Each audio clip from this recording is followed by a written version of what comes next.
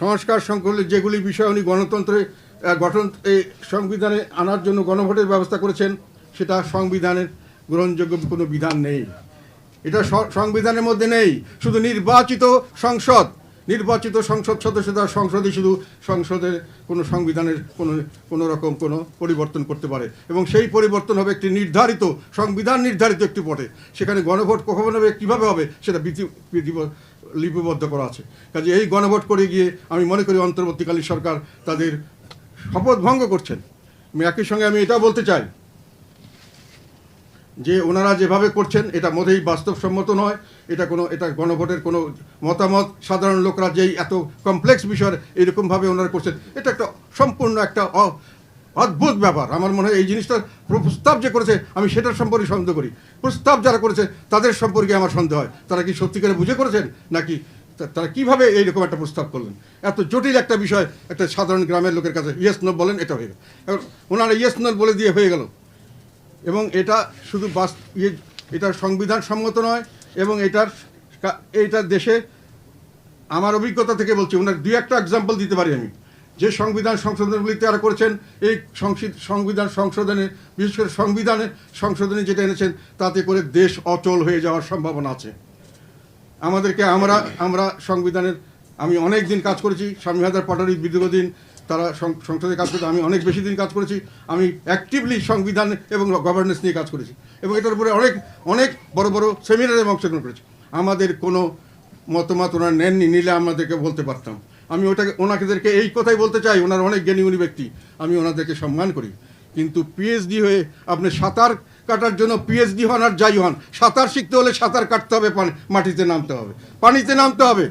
পানিতে নামার পরে আপনি বুঝবেন সাঁতার কাটা কাকে বলে। আর সাঁতার কাটা শিখলে আপনার পিএইচডি হওয়ার দরকার হয় না। কাজে দেশ চালানোর জন্য প্রতিটি দেশের আলাদা সিস্টেম। আমাদের দেশে ওনারা স্বৈরাচার বন্ধ করার নামে সংবিধানে যে সংশোধনীগুলি করেছেন, সেখানে চিফ এক্সিকিউটিভ বা যারা প্রধান নির্বাহী বা প্রাইম মিনিস্টার, তাকে কোনো রকম ক্ষমতাই দেওয়া হয় নাই। তার হাত পা চারপাশে বেঁধে দেওয়া হয়েছে। আপনি স্বৈরাচার বন্ধ করবেন, কিন্তু করতে গিয়ে দেশ চালাবে কিভাবে? একটা দেশ চালানোর যে মানুষকে যখন আপনি দায়িত্ব দিবেন, তাকে ক্ষমতা দিতে হবে। ক্ষমতা যদি না দেন, সে কোনোদিন দায়িত্ব পালন করতে পারবেন না।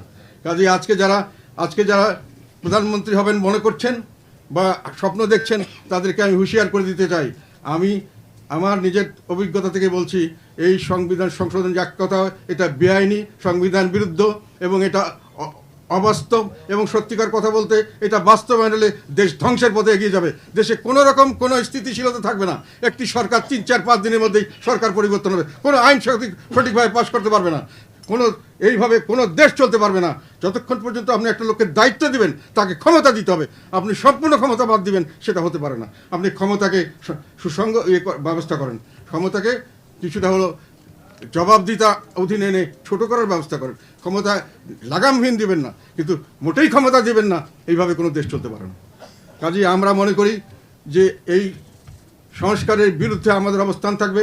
আমরা না ভোট দিব, এবং আমরা জনগণকে না ভোট দেওয়ার জন্য উদ্বুদ্ধ করব, দেশের স্বার্থে, জনগণের স্বার্থে।